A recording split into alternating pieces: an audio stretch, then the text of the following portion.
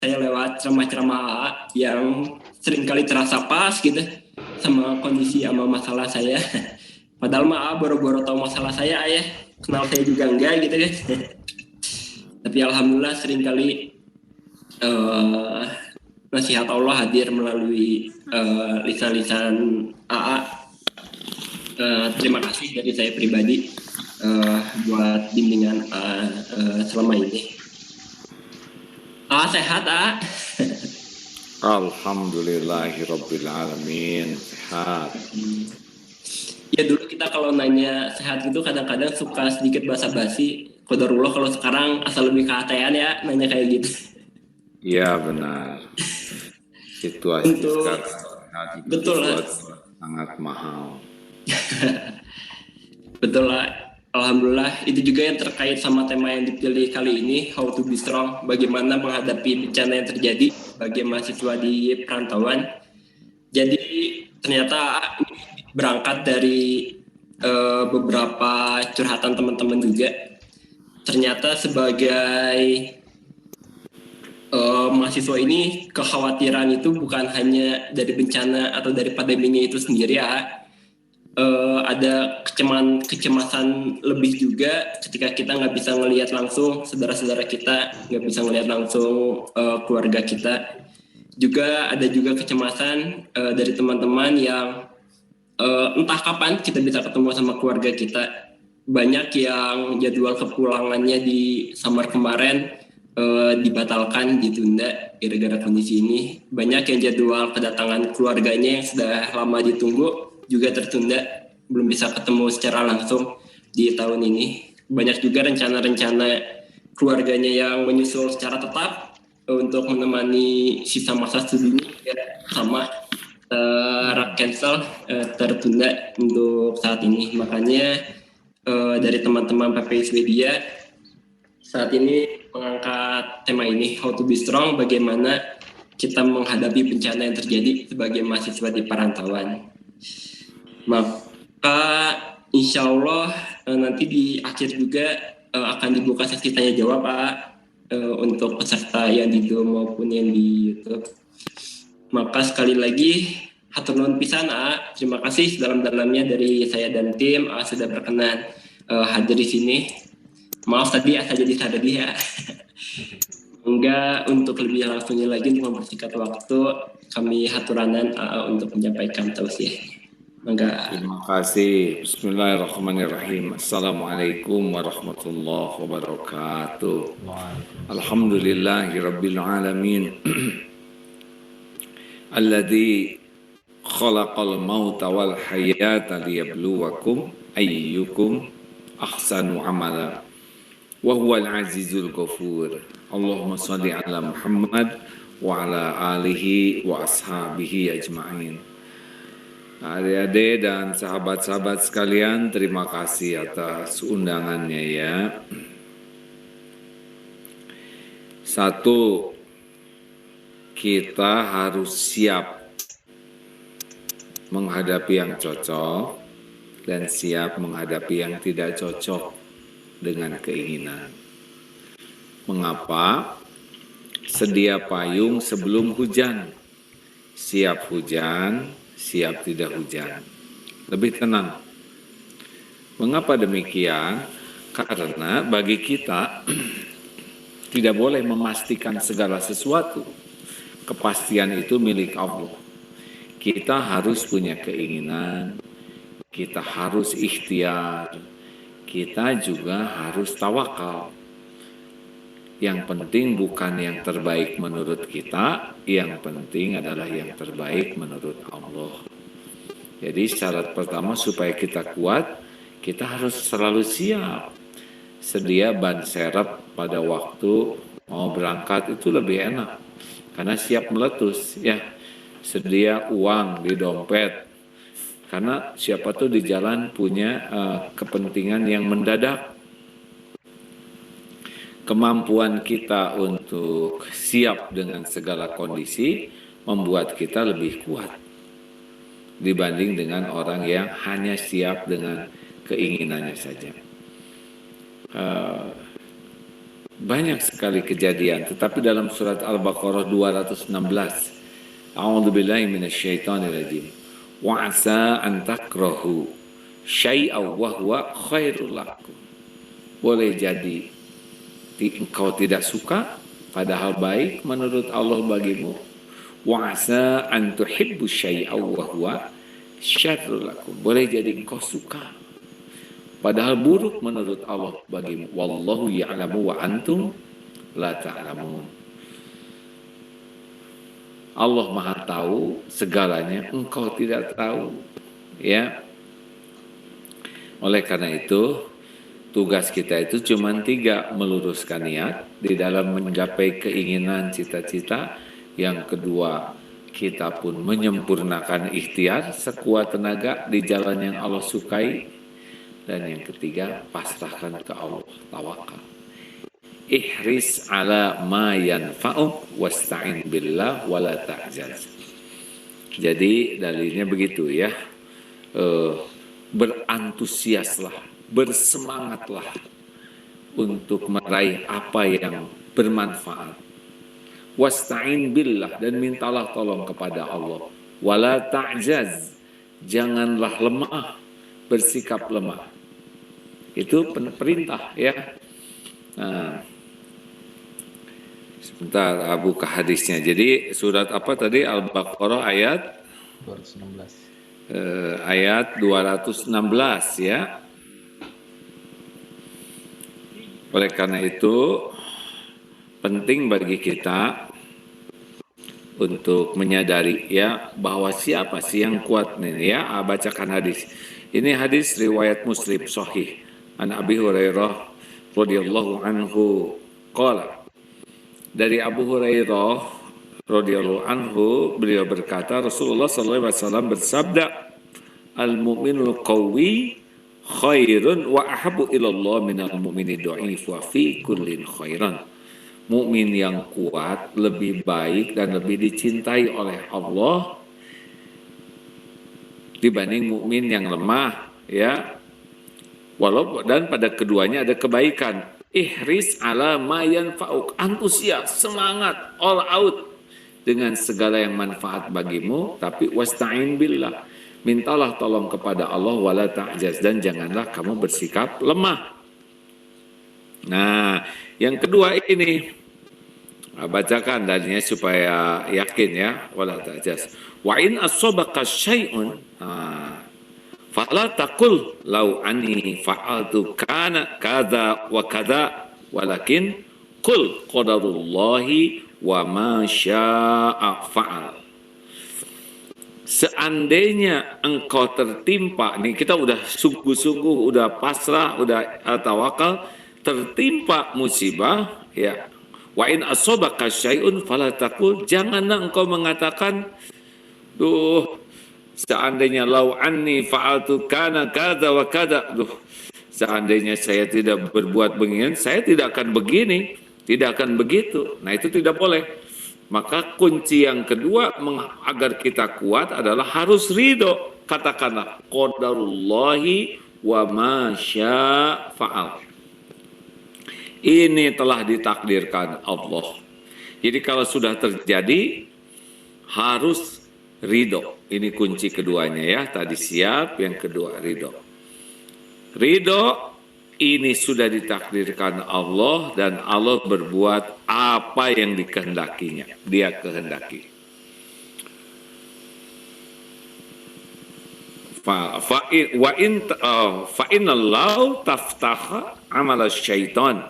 Karena kalau mengatakan seandainya, itulah yang membuat kita lemah. Karena taftaha amal syaitan, setan akan membisiki kita dengan berbagai hal. Satu, kita siap dengan niat yang baik, dengan all out dalam hal yang manfaat, dengan tawakal, minta tolong kepada Allah dan tidak lemah.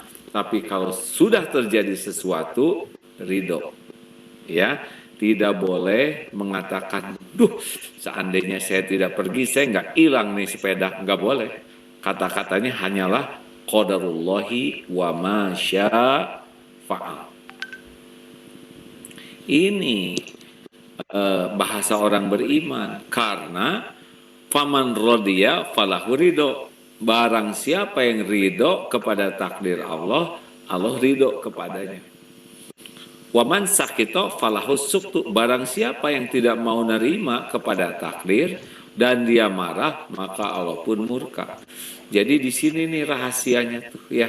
Kalau sudah terjadi, sudah harus dikatakan qadarullah. Ini sudah takdir Allah. Apapun yang sudah terjadi qadarullah. Kalau itu dosa ya, maksiat, maka itu adalah pilihan kita. Musibah yang menimpa biasanya diundang oleh dosa. Nah, hadis sahih ya tadi itu sangat penting sekali ya. Kenapa orang yang kuat iman itu lebih baik dan lebih disukai?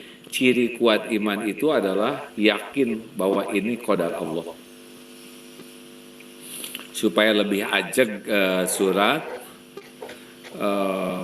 Al-Hadid 2223. A'udzu billahi minasyaitonir rajim. Ma asaba min musibatin fil ardi wala fi anfusikum.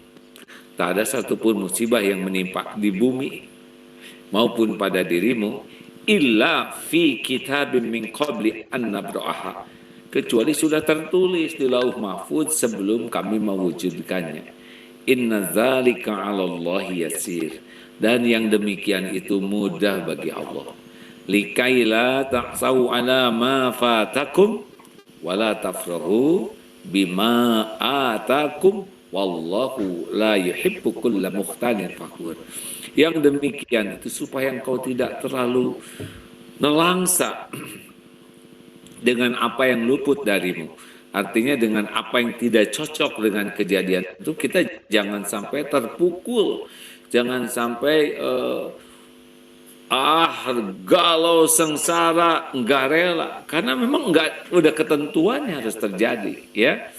Misal udah mau nikah, sudah siap segala-galanya, undangan sudah, gedung sudah, catering sudah, apakah pasti menikah? Secara perhitungan udah beres semuanya. Di perjalanan kena musibah, calon mempelainya tuh tenggelam. Kan ada tuh cerita yang di daerah Jatiluhur, mau nikah udah siap semua, tenggelam perahunya, meninggal calonnya, tidak ada rencana apa. Nah, ini pilihannya cuma satu, qadarullah wa ma syaa fa'al. Harus pandai mengatakan itu, qadar Allah, ini sudah takdir Allah. Ini di sini rahasianya nih ya. Kalau orang sudah bisa menerima takdir, ini nikmat yang sangat besar. Berubahnya kepahitan menjadi sesuatu yang bahkan dinikmati, disyukuri, tergantung kemampuan ridho ke takdir.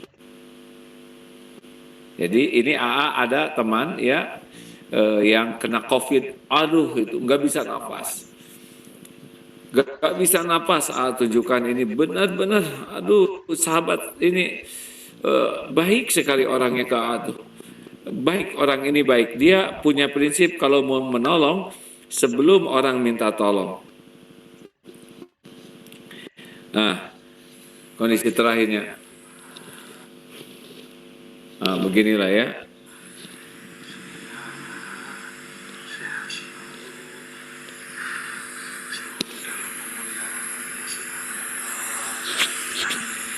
Nah, apa yang saya tanyakan, gimana Kang Alam, sing ridho, insya Allah saya ridho sekali, nikmat, alhamdulillah. Padahal lagi sulit sekali bernafas. Saya ridho sekali dengan takdir ini. Tadi saya tanya, Alan kirim video lagi, alhamdulillah bagaimana sekarang keadaannya? Ya Allah masih sesak dan sakit, cuma semangat semakin membara. Saya semakin yakin dengan kekuasaan Allah Subhanahu wa taala. Ternyata ini itu nikmat sekali, Nih, tulisannya sampai kayak gitu ya. Beliau pada dalam keadaan susah sekali bernafas.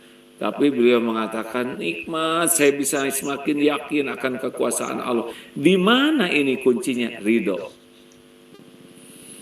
Di dalam surat At-Taghabun ayat 11, ma asaba min musibatin illa biiznillah wa may yu'min billah yahdi qalbah. Wallahu bikulli syai'in alim. Tak ada satupun musibah yang menimpa kecuali dengan izin Allah. Dan barang siapa yang beriman kepada Allah, yaitu ridho tadi, yahdi qalbah, Allah memberikan petunjuk ke hatinya. Nah, kita aja ketakutan sakit, lah ini udah sakit malah nikmat katanya ya. Tapi janganlah pengen sakit ya. Saya juga nggak mau sakit. Jelas? Kalau jelas ngangguk. Nah, insya Allah. Ya, habis saya ngomong sendiri kan ini ya. Yang ketiga, jangan mempersulit diri. Ulangi, jangan mempersulit diri. Kenapa? Karena biasanya hobi kita ngarang, termasuk yang di Swedia ini kan segala aja dikarang. Kan cerita tadi begitu, aduh gimana saya nggak bisa pulang kampung, orang tua terus ngarang. Dan karangan ini tidak menyelesaikan masalah, selain menambah masalah. Makin tertekan, makin sedih. Boleh kita punya rencana, harus kita punya keinginan, kita harus punya strategi untuk bisa merealisasikan. Tapi ingat ya, jangan sampai pikiran kita tidak terkendali sehingga kita menjadi menderita oleh pikiran kita sendiri, bukan oleh masalahnya, tapi oleh pikiran kita sendiri. Banyak di antara kita yang menderita tuh oleh pikiran, makanya orang stres itu kebanyakan mikir, kurang zikir. Harusnya bagaimana coba? Umar, harusnya bagaimana? Banyak zikir, banyak mikir mungkin aja. Jangan sedikit mikir juga ya. Banyak zikir, banyak mikir mungkin. Atau yang benar, jawaban yang benar masa. Banyak ya, zikir. Orang stres, dengerin dulu. Orang stres itu kebanyakan mikir, kurang zikir. Harusnya bagaimana? Banyak zikir, kurangi mikir. Salah. Masa kurang mikir? Kurangi mikir enggak mikir ya? Itu bagian daripada kehormatan ya. Jadi yang benar itu adalah tiap mikir jadi zikir. Oh, iya. Udah pernah dengar padahal. Jadi mikirnya banyak ya nggak apa-apa. Jadi zikirnya banyak. Nggak mungkin kita nggak mikir. Otak kita kan mikir terus. Tinggal udah mikir itu lari kemana? Lari ke Allah atau bukan ke Allah? Kalau larinya tidak ke Allah, nanti Allah ngasih alarm. Namanya stres. Gelisah, galau, takut, bingung, itu udah alarm dari Allah tuh bahwa kita ini kebanyakan mikir dan tidak nyambung kepada pemilik, penentu, penguasa segala-galanya, yaitu Allah Subhanahu wa Ta'ala. Jelas? Halo? Udahlah, mikir sebentar, lalu oh ya, gimana nanti ya kan Allah ngatur ya.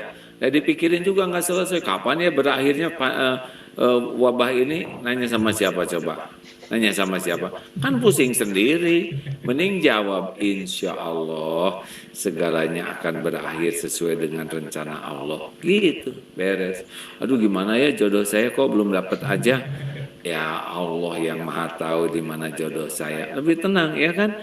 Sebab dipikirin juga yang mau belum ada, ya nggak. Mikirin kan capek sendiri. Tapi saya mau kalau punya istri itu istrinya solehah, kemudian cakep, kemudian hafizoh, kemudian rezekinya banyak. Nah masalahnya kan dianya mau enggak, itu dia ya nggak.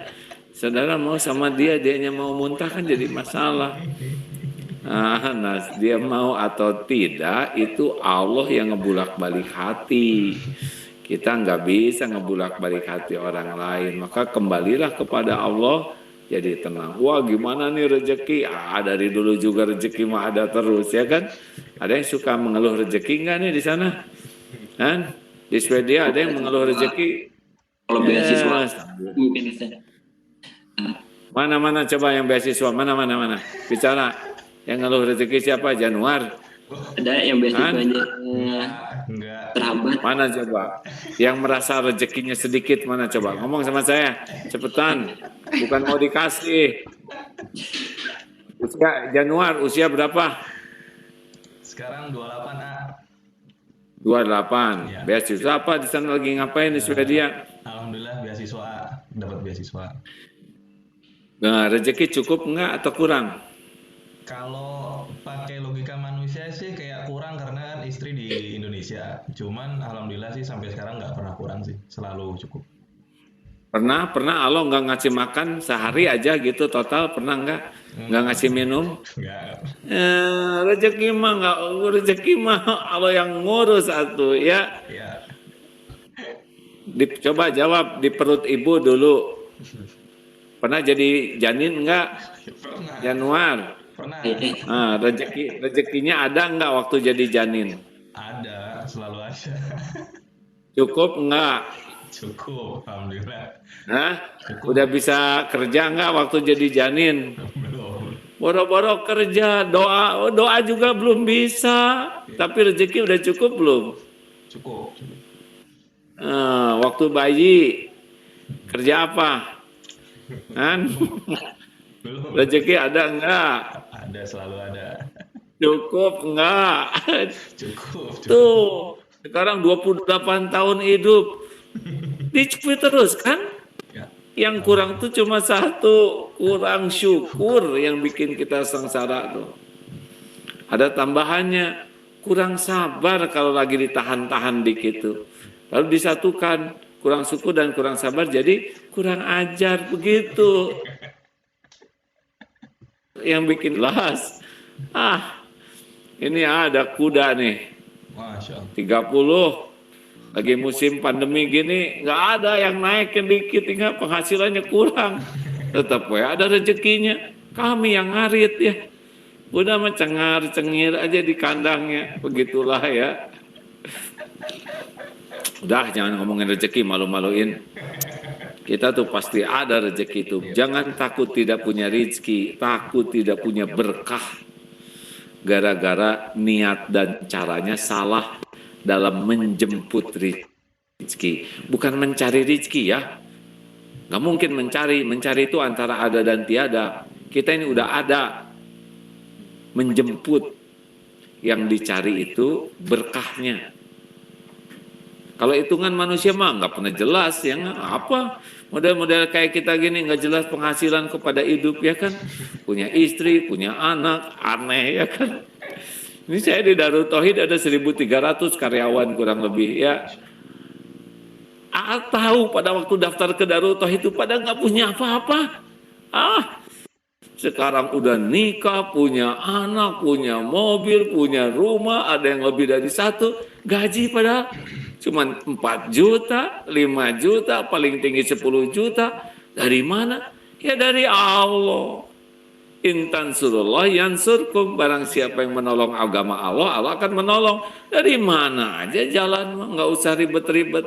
Nggak usah kalkulasi terus. Dulu aja waktu janin kalkulasinya belum ngerti, rezekinya udah cukup, ya kan? Nah, jangan takut tidak punya rezeki, takut tidak punya berkah. Jangan takut tidak punya rezeki, takut tidak punya syukur. Jangan takut tidak punya rezeki, takut tidak punya sabar kalau lagi ditahan-tahan dikit ya. Saya mau doa nggak ada uang, kepaksa saya makan tabungan. Tabungan juga kan rezeki, namanya mantap ya, makan tabungan. Lah sekarang tabungan saya habis jadi saya kepaksa jual-jual sepeda, namanya manset, makan aset. Itu juga udah disiapin oleh Allah ya. Nanti aset habis pasti matang ya, makan utang. Ada aja yang ngutangin ya. Karena wajahnya wajah prihatin, jadi kasih utang. Ada nanti. Kalau belum waktunya mati nanti ada yang ngutangin. Yakin tuh ya. Kalau udah yakin kalau mah kuat. Nah, jangan takut tidak punya rezeki, takut tidak punya ridho kalau pas diambil. Ya, kalem aja, biasa-biasa aja. Jangan kuliah demi karir, jangan kuliah demi gaji ya. Kuliah mah amal soleh aja, belum tentu hidup, ya kan? Belum tentu lulus kan? Berapa banyak yang meninggal menjelang wisuda? Niatin aja kuliah mah jadi amal soleh. Benar Umar? Insya Allah. Nah, relax. Oh gimana kalau saya nggak lulus ya pulang aja ke sini ya nggak? Udah nggak wajib lulus semuanya ya nggak? Dunia baik-baik aja kok nggak lulus juga. Jangan suka stres lah, maksimalkan aja. 4. Evaluasi diri. Jadi kalau ada kepahitan tuh karena ingat ya, ma asobakum min musibatin fabima kasabat aidihim. Surat apa tuh ya? Saya teh pengen seperti Ustadz Adi Hidayat ngapalin cepat ingat. Ini di atas saya juga ingat ini Qurannya di rak paling atas gitu ya. Ada saya yang ngapalin tempatnya, isinya nggak hafal. Ngapalin isinya, nomornya lupa, aduh. Dasar kurang rajin ngapalinnya ya. Jadi surat An-Nisa 79 aja lah, ma asoba min musibatin ma asobaka min hasanatin famin Allah. Tidak ada satupun karunia yang datang kecuali dari Allah. Wa ma asobaka min sayiatin famin nafsik. Tapi kalau keburukan yang menimpa dari dirimu sendiri. Ya, makanya istighfar, istighfar. Pokoknya mah istighfar. Ini teh wajah-wajah teh ada kemiripan nih kalau saya lihat dari jauh gini ya. Jangan tersinggung ya.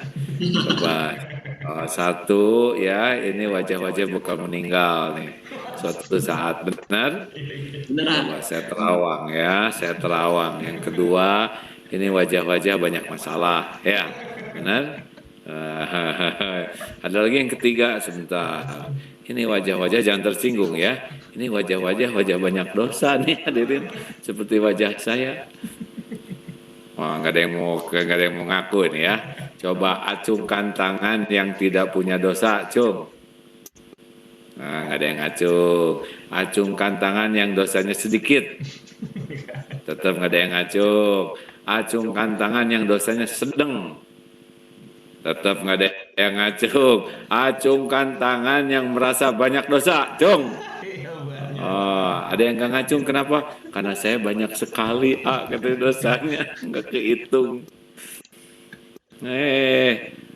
Rasulullah tanpa dosa 100 kali sehari istighfar. Kadang 70, kadang dalam satu majelis aja 100 kali beliau istighfar. Kita yang bergelimang dosa dan bertambah terus, berapa kali istighfarnya. Dan itulah yang mengundang bencana kepahitan. Karena menurut Ali bin Abi Thalib radhiyallahu anhu, bala menimpa karena dosa dan bala diangkat bitaubat. Jadi kalau banyak dosa kurang tobat, siap-siap saja akan banyak itu musibah yang menimpa yang diundang oleh dosa kita. Mumpung Allah menutupi dan masih melindungi kita dari bala bencana, bersegeralah tobat. Berdiri, duduk, berbaring, di jalan, di motor, di pasar, di bis, istighfar aja. Karena kita tidak tahu kapan turun ampunan Allah, benar? Dan yang kita perlukan adalah ampunan Allah. Nah, semua mikir dosa, pada beda. Saya kan bisa lihat dari depan ini lagi menerawang. Jadi gini teman-teman ya, kan keren. Kuliah di mana? Swedia. Aslinya mah Bapak Ibu, kawan-kawan tuh dihargai itu bukan karena keren, aslinya mah karena ditutupin dosa dan aibnya. Benar? Benar. Sholat nggak pernah khusyuk, lagi sujud aja nggak ingat Allah, ya nggak ingat tugas, ingat PR, ingat dosen. Zikir juga cuma basa-basi, mana Allah subhanallah, nggak ingat ke Allah. Istighfar aja lupa tuh. Berapa banyak baca ayat kursi ujungnya jadi sholawat, ya kan? Allahumma fil alamin innaka hamidun majid. Kok jadi begini? Berapa banyak ayo lagi sujud, lama sujudnya. Kenapa? Karena lupa rakaat keberapa, ya kan? Kok tahu sih keadaan kami kan mirip hadirin. Kenapa saya menjiwai? Astagfirullah. Dan yang kelima adalah cukuplah Allah sebagai penolong kita. Hasbunallah wa ni'mal wakil, ni'mal maula wa ni'man nasir. Bergabung jin dan manusia akan menolong kita. Kalau Allah tidak izinkan, nggak terjadi. Karena semua makhluk itu la haula wa la quwata illa billah. Tidak ada daya kecuali Allah menguatkan. Makanya maaf saja ya, kalau kita galau, pasti hati kita sedang bersandar, berharap, bergantung kepada selain Allah. Kepada makhluk, kepada gaji, kepada pujian, kepada relasi. Makin hati ini bersandar kepada selain Allah, dan Allah pasti tahu. Allah akan turunkan kegelisahan sebagai alarm, sebagai teguran. Itu hati lagi kemana? Gitu. Surat Yunus 107. Ini teh ini ditalar semua, kayaknya mah apa semua. Hebat, saya aja ngapalinnya susah nih hadirin. Surat Yunus 107. Wa iyam saskallahu bidurrin fala kashifalahu illahu. Dan sekiranya Allah menimpakan kemudaratan bagimu, tidak ada yang bisa menghilangkan kemudaratan itu illahu, selain Dia, Allah. Wa yuridka bi khairin, dan jika Allah memberikan kebaikan kepadamu, fala radda li fadli, tidak ada yang bisa menolak. Yusibu bihi ma yasya'u min ibadi wa huwal ghafurur rahim, dan Allah berikan kepada siapa di antara hamba yang dikehendakinya, dan Allah Ghafurur Rahim, Maha Pengampun lagi Maha Penyayang. Ini ampunan dulu yang penting ya. Makanya kalau kita ingin ditolong Allah itu banyak istighfar. Ada 3. 1, istighfar itu akan dilapangkan wa min kulli hammin farajan. 2, wa min kulli doikin makhrajan. Yang kedua, ada jalan keluar. Dan yang ketiga, wa razaqahu min haitsu la yahtasib. Allah akan berikan rezeki pertolongan yang tidak diduga-duga. Teng, setengah jam. Jadi nggak kerasa, dengar saya yang kerasa ya. Alhamdulillahirrahmanirrahim. Terima kasih buat kita semua. Haji Abdullah Gimatiar, terima kasih banyak. Sesuai yang sudah saya janjikan, insya Allah kita akan membuka sesi tanya jawab untuk setengah jam terakhir ini. Tapi sebelumnya izinkan saya sedikit mencuplik 5 poin how to be strong, bagaimana kita menghadapi bencana yang terjadi sebagai mahasiswa di perantauan ini. Itu yang pertama, saya hanya menyampaikan poin-poinnya saja, nanti akan kita simpulkan lagi di akhir. Yang pertama yaitu kita harus siap menghadapi yang cocok dan juga yang tidak cocok dengan keinginan kita. Lalu berikutnya kita harus ridho dengan takdir Allah, jangan tidak rela dengan yang sudah Allah takdirkan. Yang ketiga, jangan mempersulit diri, jangan mengarang masalah. Lalu yang keempat adalah senantiasa mengevaluasi diri, karena keburukan yang menimpa adalah dari diri kita sendiri. Istighfar sebanyak-banyaknya. Dan terakhir, kita harus meyakinkan bahwa cukuplah Allah sebagai penolong kita. Mangga silahkan kalau teman-teman ada yang bertanya. Saya tutup kolom chat. Kalau belum ada, izin. Kalau dari YouTube ada. Kalau nggak ada, udah nggak usah maksain diri. Kalau nggak ada, udahan aja. Jangan suka mempersulit diri. Apalagi mempersulit orang lain, ya nggak? Oh, di fitur ini. Ada udah pernah ke Swedia belum sih? Belum ya? Belum. Masya Allah, harus kesini ya. Udah pernah ke Swedia? Hah? Belgia kayak yang udah tuh ya. Belgia dengan Swedia tuh kan mirip ujungnya A gitu.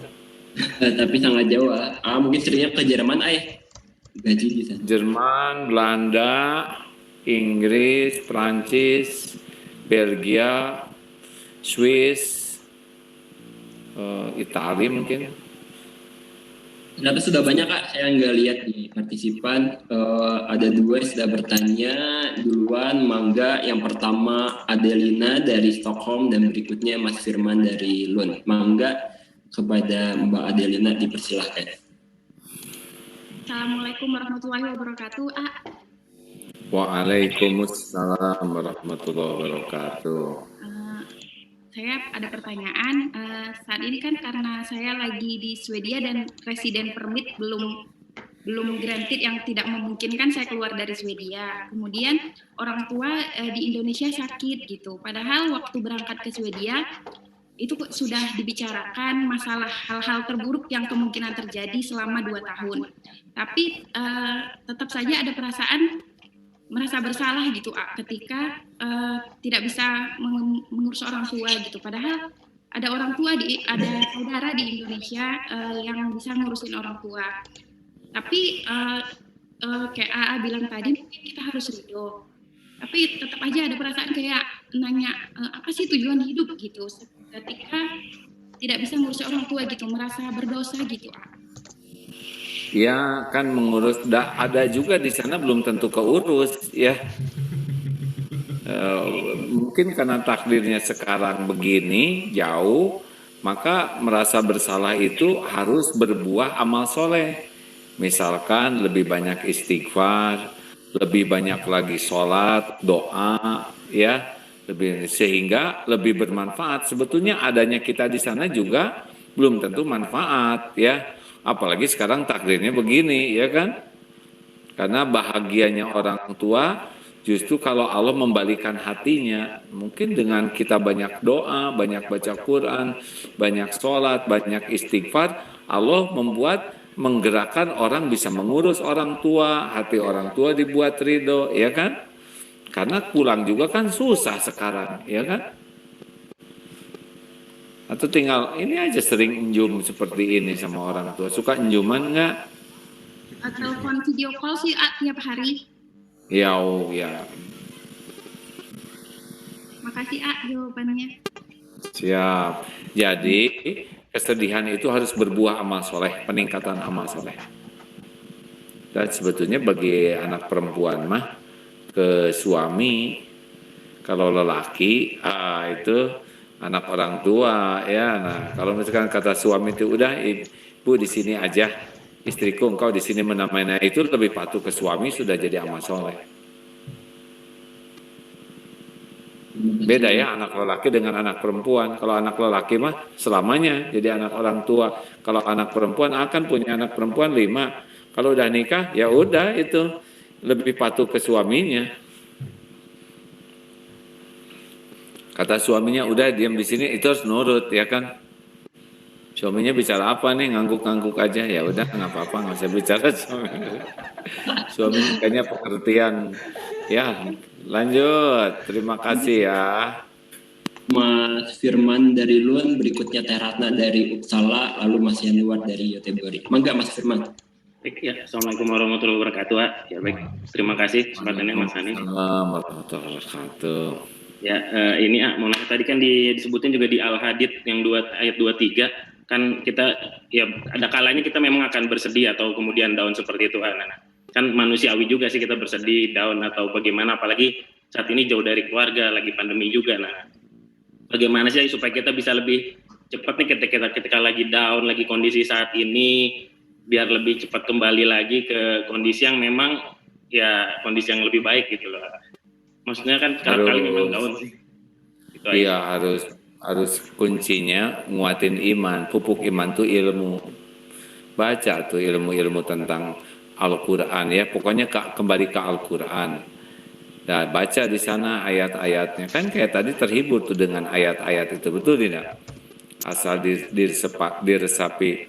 Terus ya ayatuhan nafsul mutmainnah irji'i ila rodiyatan mardiyah fadkhuli. Nah, rodiyatan mardiyah, jadi dengan hati yang ridho dan diridhoi. Jadi kalau kita ridho kepada takdir Allah, turun keridhoan Allah ya. Makanya kalau baca Quran, usahakan selain kita baca, itu juga udah menenangkan dan pahami, lalu praktekkan, akan lebih tenang ya. Kata kunci ketenangan kan ala bizikrillah tatmainnul qulub. Camkan hatimu hanya akan tenang dengan mengingat Allah. Bisa dengan Al-Quran, dengan ilmu, dengan hadis dari Rasulullah. Pokoknya mah ke Allah. Nggak boleh kemana-mana lah, capek capek kemana-mana, yang dicurhatin juga pada stres. Curhat ke sembarang orang, yang dicurhatinnya aja error, jadi tambah ngaco kita pikirannya ya. Terima kasih ya, A. Mangga berikutnya Teh Ratna dari Uppsala di Haturanan. Siap. Assalamualaikum warahmatullahi wabarakatuh, Pak A. Assalamualaikum warahmatullahi Ini wabarakatuh. Kayak SSG ini. Saya murid. Saya murid AA juga ini, temennya Gaida A di Bandung. Masya Allah. Terus ini A mau tanya. Nah, misalkan A, kita dikhianatin. Bukan kita, Saya. Ya, kalau kita saya jadi dianggap pasangannya, bahaya. lanjut. Saya misalnya ada saya dikhianatin atau disakitin sama seseorang. Terus tapi sebenarnya saya saya sudah memaafkan gitu, sudah memaafkan, udah ridho, udah apa, pokoknya niatnya saya tuh udah memang memaafkan. Tapi saya nggak tahu kenapa, mungkin namanya manusia tuh kayak masih sakit hati gitu loh, tapi saya tuh di doanya saya itu ya Allah tolong angkat sakit hati saya apa segala macam gitu. Tapi kenapa masih sakit hati? Saya mikirnya memang ini naluriah manusia. Tapi apakah ini bentuk dari ketidakridoan saya atau maksudnya apa ya? Iya, itu teh ciri-ciri nggak ridho ke takdir. Kalau orang nggak ridho ke takdir, pasti akan galau ya, bingung, ragu. Pokoknya orang tuh kalau udah yakin dan ridho, udah dapet itu bahagia tuh. Yakin ke Allah dan ridho kepada takdir Allah, udah dapet bahagia tuh. Tapi kalau ragu kepada Allah, janji Allah, ampunan Allah, pahala, dan enggak ridho kepada apa yang Allah takdirkan, udah nggak ada bahagia tuh. Nyesek we terus dan tidak selesai masalahnya ya kan. Muter we sendirian, tidur susah, makan tak enak, dan nggak selesai masalahnya, nggak ada yang bisa dipecahkan dengan puyeng sendiri begitu ya nggak? Usak-usak aja nalangsa sendiri. Udahlah, emang episodenya bakal disakiti, udah tertulis di Lauh Mahfud. Mau gimana sih? Itu kan yang jadi penggugur dosa, itu yang menjadi peningkat pahala, itu yang mendatangkan keridhaan Allah. Berapa orang yang nyakitinnya? Bandingin dengan yang nyakitin AA kan? Waduh, jutaan dulu saya dibully ya nggak? 7 tahun ya. Apa salahnya ya kan? Tapi dah kata guru A juga itu bukan urusan saya, itu mau urusan dia. Urusan saya diridhoi Allah atau enggak, udah itu aja. Kenapa harus capek-capek mikirin kesalahan orang? Yang bahaya kan kesalahan kita. Disakitin orang kita syukur, bukan kita yang zolim ke orang. Dah, jangan nggak ada kerjaan, banyak urusan yang lain. Jangan ngerobek-robek perasaan sendiri. Siap, atur nuhun, Enggak, berikutnya ngomong gampang, dengar juga gampang. Iya, kenyataannya susah. Dengerin, ini dengar ceramah ini kira-kira menguatkan enggak? Insya Allah, niatnya mah udah pengen, udah gitu. Cuman yang nggak tahu kenapa masih sakit hati. Enggak usah itu kan, kalau kita tidak ridho, enggak menyebut qadarullah, ini sudah takdir Allah, udah pasti taftaha amal syaitan. Setan nipu terus ya enggak. Kalau udah ridho, ketutup pintu tipu dayanya. Ya, Pak. Jadi kalau enggak ngegulung aja terus, karena kita enggak ridho, itu intinya dengan kejadian itu. Udahlah, tidak biasa tuh. Bandingkan dengan yang di Uighur, mah nggak ada apa-apanya. Orang nyakitin kita mah ngomong juga cuman ngehina-ngehina. Itu sih banyak omong, cetek. Dia nggak tahu kita banyak hutang, banyak cicilan, banyak ketombe, banyak koreng, banyak aib, banyak dosa. Nggak ada apa-apanya. Kalau dibandingin dosa kita mah. Ya, Pak. Atur nuhun, Teh Ratna. Mangga Mas Yanuar dari Teori. Silahkan. Sebenarnya udah mirip sama yang ditanya sama Teh Ratna. Ya udah, jawabannya sama kalau gitu. Lanjut aja makanya.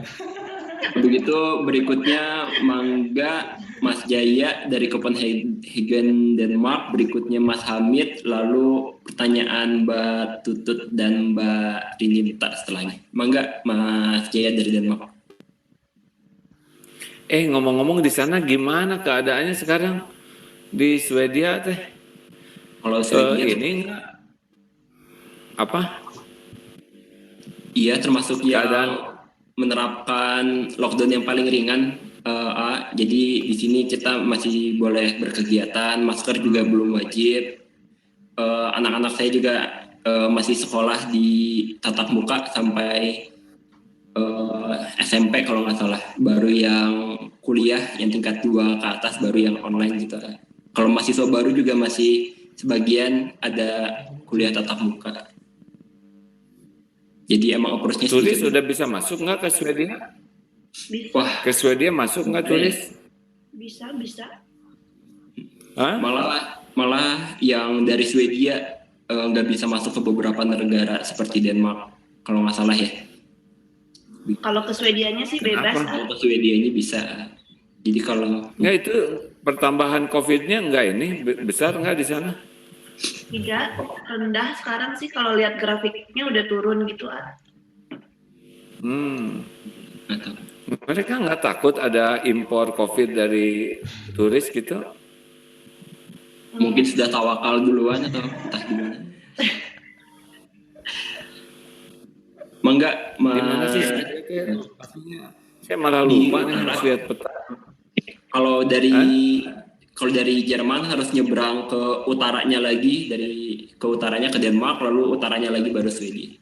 Dekat ke Skandinavia. Oh, dingin dong ya? Ya biarin lah, udah memang takdirnya gitu. Iya, Dinikmati aja. Tinggal pakai baju hangat. insya Allah. Ya, salam. Sok, silahkan. Salam dari Denmark. Denmark tuh sebelah mana lagi ini? Sok, silahkan. Denmark. Jadi yang menghubungkan antara Eropa daratan sebelum kita ke Swedia itu yang menghubungannya itu Denmark, Pak. Jadi antara dari Eropa daratan Berlin, Hamburg mau ke atas itu ke Swedia lewat Denmark. Siap. Ya, terkait dengan materi kita kali ini, pertanyaan saya adalah kan ada dalam konsep Islam itu kita berbicara tentang ikhtiar yang optimal ya Pak ya. Jadi kita sebelum jadi pertanyaan saya misalnya kita dalam situasi seperti sekarang kita tidak tahu COVID itu akan selesai kapan. Lalu kita misalnya dalam konteks kita mahasiswa tingkat akhir kita berjuang tinggal waktu tertentu misalnya katakanlah 2 bulan, 1 bulan setengah. Nah, konteks kita berusaha untuk memaksimalkan ikhtiar kita itu kita harus seperti apa dulu? Ya, maksudnya apakah kita fokus dengan kalau dalam istilah psikologi populer itu dikatakan kita fokus dengan apa yang ada dulu yang bisa kita jangkau atau Islam punya macam apa ya pandangan? Karena saya sendiri dari sejak SMA itu ngikutin AA kan ada yang tips-tips mudah gitu seperti 3M, memulai dari diri sendiri.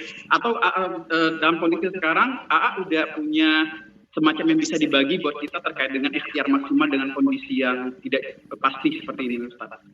Makasih itu aja. Ya. Fa'idha farobta fangsob wa ila rabbika fargob. Itu surat apa tuh ya? Sempurnakan yang ada sekarang. Bang Jai, sempurnakan aja ya. Udah belum tentu panjang umur lagi ya kan? Sempurnakan sekarang makomnya di mana? Allah sekarang lagi menempatkan kita sebagai apa? Sepanjang yang kita kerjakan ini sesuatu yang baik dan manfaat, tidak menyalahi, sudah sempurnakan ya. Oh gimana nanti kalau habis ini kemudian saya belum lulus ya tinggal pulang ke tanah air ya. Tapi saya nanti belum dapat gelar atau nggak apa-apa, baik-baik aja kok ya. Rezeki mah nggak terpengaruh gelar. Benar? Benar. Jangan riweh ya.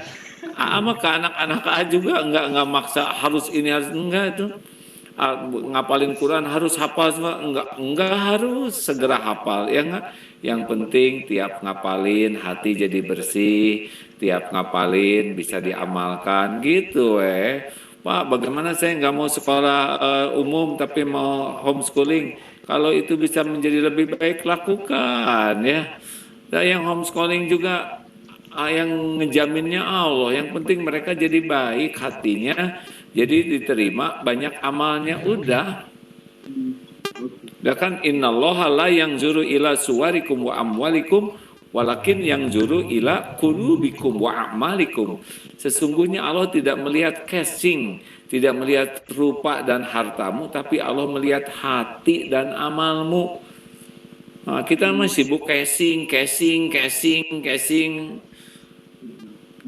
mah nggak ada apa-apanya kalau hati dan amalnya nggak ada ya.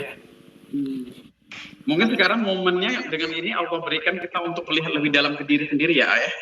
Jadi kalau kita nggak dikasih jeda kayak gini, kita nggak punya waktu untuk tafakur lebih serius ke dalam. Kita pontang panting pentong pentung nanti ya. Kita harus tulisan itu bagus kalau ada koma, ada titik. Nah sekarang lagi dikasih koma supaya ada tanda baca jeda. Kalau Amas, wah beruntunglah dikasih kesempatan kayak gini, bisa ikut kursus, bisa les lagi. Banyaklah yang bisa didapat dengan jeda kayak gini daripada uring-uringan ya. Ya, senang bisa bersilaturahmi Mr. Zuman dari Denmark. Mudah-mudahan salam dari Muslim dari sini. Mudah-mudahan nanti bisa. Waalaikumsalam. Terima kasih Bang Jaya. Di sana pakai bahasa Inggris, pakai apa ya? Ada bahasa Swedia, ada bahasa Denmark, tapi kalau di kampus bahasa Inggris I would like to speak in English, but next time because I have to learn more and practice more. Siap asik gitu Mas, udah cukup. Udah orang Swedia juga walaupun jelas tapi bukan yang native bahasa Inggris. Terima kasih. Terima kasih Bang Jaya. Bang Jaya ini salah satu guru kami juga di Uppsala mengaji ya. Semoga Allah kuatkan Bang Jaya dan keluarganya menghadapi segala ujian yang Allah berikan. Mangga berikutnya Mas Hamid ya Turanan. Assalamualaikum Waalaikumsalam warahmatullahi wabarakatuh. Lepas dari topiknya, jadi tentang makanan. Kalau di sini kan tentu susah nyari misal makanan kemasan yang ada label halalnya gitu.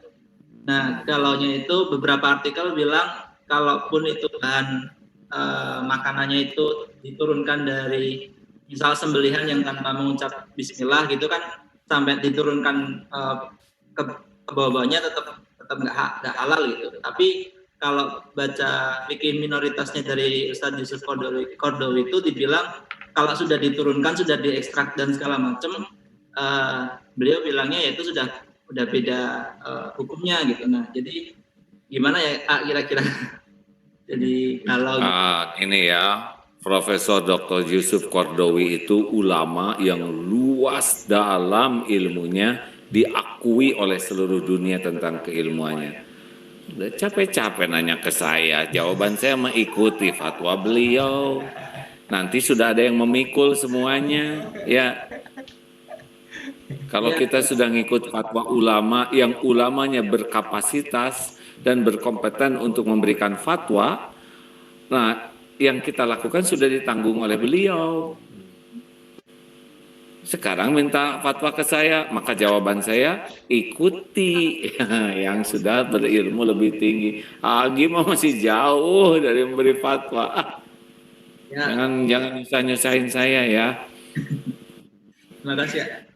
Ya udah, fikih dari Dr. Yusuf Kordowi itu bagi itu Masya Allah ya. Terima kasih. Berikutnya dari YouTube pertanyaannya. Izinkan saya baca. Assalamualaikum warahmatullahi wabarakatuh.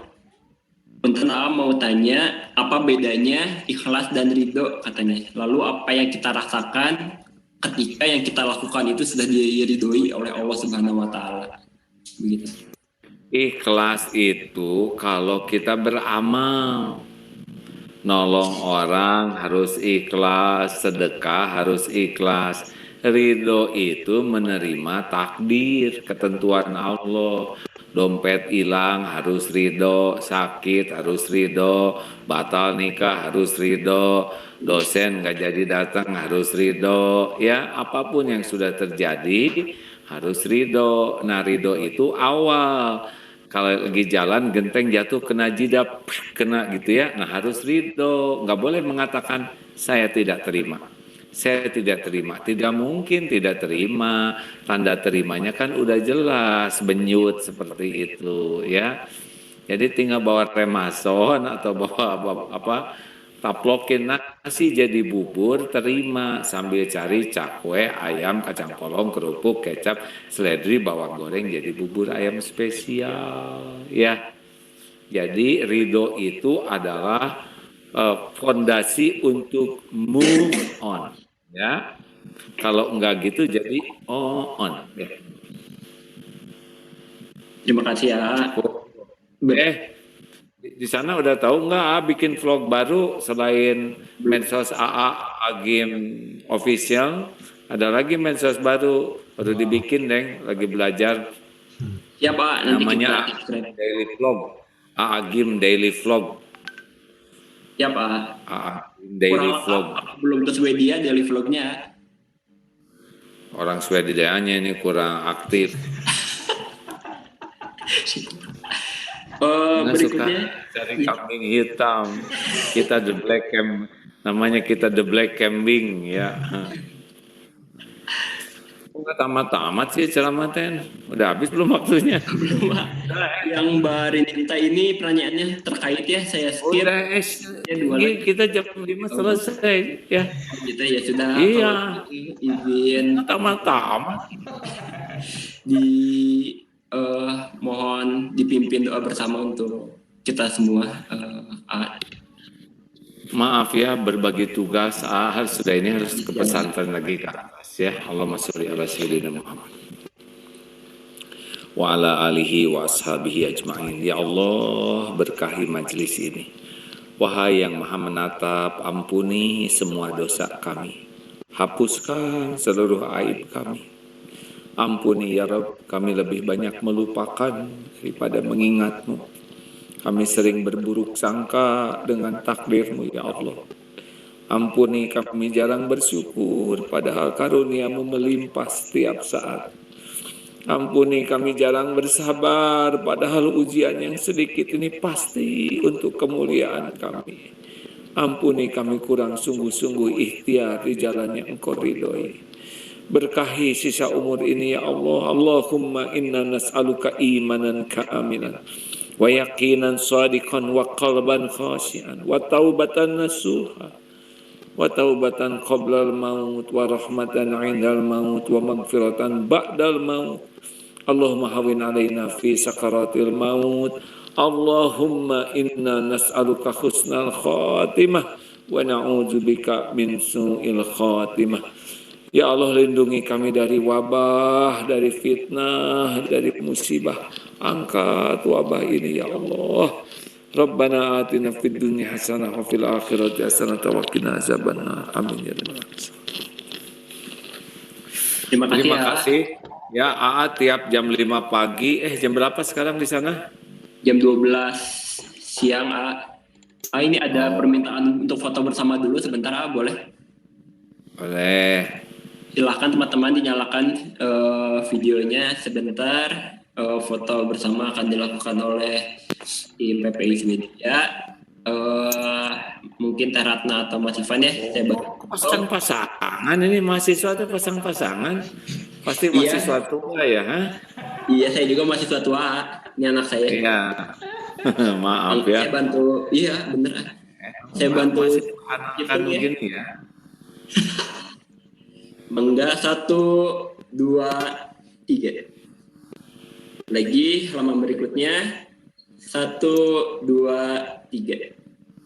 Lagi halaman berikutnya 1, 2, 3. Perasaan cuma 2 halaman hadirin, ya udah nggak apa-apa. Terima kasih banyak Pak. Pak Reza, Pak Ivan, Pak Burat, Bu Moni, Jazakumullah khair. Terima kasih ya. Abu Sori, Pak siapa ini, Pak Firmansyah, Di Amar Kasih ya, Paramita, Rosadi, Terima kasih ya. Kami doakan bisa ketemu di sini. Antito, makasih semuanya ya. Bisa di absen Atur suwun. Terima kasih. Assalamualaikum warahmatullahi wabarakatuh. Waalaikumsalam warahmatullahi wabarakatuh.